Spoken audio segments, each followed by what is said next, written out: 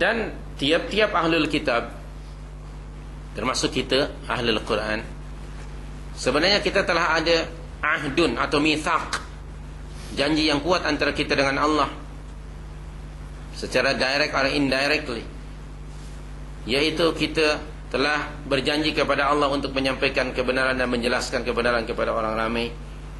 Dan Allah melarang kita menyembunyikannya di dalam surah Ali Imran ayat 187, surah yang ketiga ayat 187. Allah subhanahu wa ta'ala berfirman pada muka surat 109, wa idh akhadhallahu mithaqal ladzina utul kitab.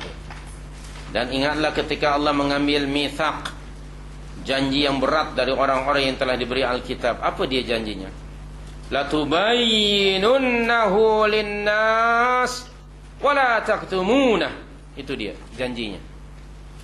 Hendaklah kamu menjelaskan, menerangkan isi Alkitab itu kepada orang ramai, dan janganlah kamu menyembunyikannya. Itu dia janjinya. Jadi bagi mereka yang sekarang yang belajar Al-Quran, Al-Hafiz, belajar tafsir, belajar agama, mereka punya mithaq ini. La tubayyinunnahu linnas wa la taktumunah. Tapi apa yang berlaku? Fanabadhuhu wara'a dhuhurihim. Lalu mereka melemparkan janji itu di belakang punggung mereka. Apa maksudnya? Mereka menyembunyikan tentang janji tersebut, dan washtarau bihi thamanan qalila. Itu tujuannya. Tujuannya ialah menukarkan kebenaran dengan harga yang sedikit untuk mendapatkan penghormatan dari orang ramai, dianggap sebagai orang hebat, orang alim, nak mendapatkan award. Award ma'a itu, ma'a ini. Oh, na'udzubillah min dzalik. Dapat nama, dapat pelayanan mungkin first class. Na'udzubillah min dzalik. Washtaru bihi thamanan qalila fabi'sa ma yashtarun. Ini kata-kata laknat. Fabi'sa ma yashtarun. Amat buruklah tukaran yang mereka terima itu. Kalimah bi'sa, kalimah untuk melaknat atau mengutuk. Hadirin hadirat, karakter ulama macam ini akan terus ada sehingga hari kiamat. Jadi bukan hanya Ahlul Taurat dan Injil, bahkan di kalangan Ahlul Quran hari ini Anda dapat melihatnya di mana saja, kecuali mereka yang dirahmati oleh Allah, menjual agama dengan harga yang begitu murah hanya untuk mendapatkan habuan dunia, sanggup bersekongkol dan menyembunyikan kebenaran, merubah atau memberi interpretasi ayat itu mengikut kepentingan kelompok atau golongan.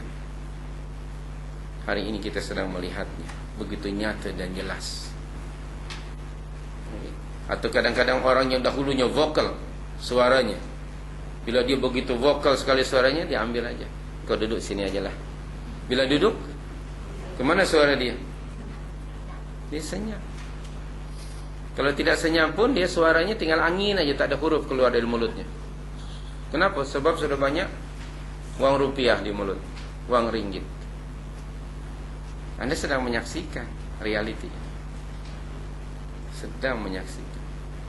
Dibagi satu kursi saja dia sudah lupa. Kadang-kadang ayat kursi pun sudah lupa. Anda sudah dapat kursi yang lalu dijadikan alat oleh mereka untuk menghantam orang lain menggunakan ayat Al-Quran, betul? Atau hadis yang maknanya bukan itu sebenarnya, tapi dia sengaja mentahrif mana ayat hanya semata-mata bagi to please sponsor tadi. Murahnya hidup macam itu. Tadi disebut oleh Allah ya, ada 4 warning dari Allah Subhanahu wa taala. Na'udzubillah. Kita hari ini mungkin yang mencari orang-orang alim yang committed dengan kebenaran sangat jarang. Maka itu orang yang mesti diikuti ialah dalam surah Yasin yang Anda hafal itu, firman Allah menjelaskan nasihat Habib An-Najjar kepada umatnya. Yang pertama, ya qaumi tabi'ul mursalin. Itu yang pertama. Bagi kita ikuti Rasul sallallahu alaihi wasallam. Yang kedua, ittabi'u man la yas'alukum ajra. Yang ketiga apa? Wahum muhtadun. 3 kriterianya. Ikut Rasul. Keduanya, ikuti oleh kamu orang yang dalam dakwahnya itu tidak minta habuan dunia kepada kamu. Dan yang ketiganya, mereka itu orang-orang yang muhtadun, yang telah mendapat petunjuk dari Allah. Apa buktinya? Pada diri mereka keluar dalam percakapannya qaulullah, qaul Rasul, atharus sahabah, qaul ulama yang mu'tabar. Tidak emosi orang itu al-muhtadun.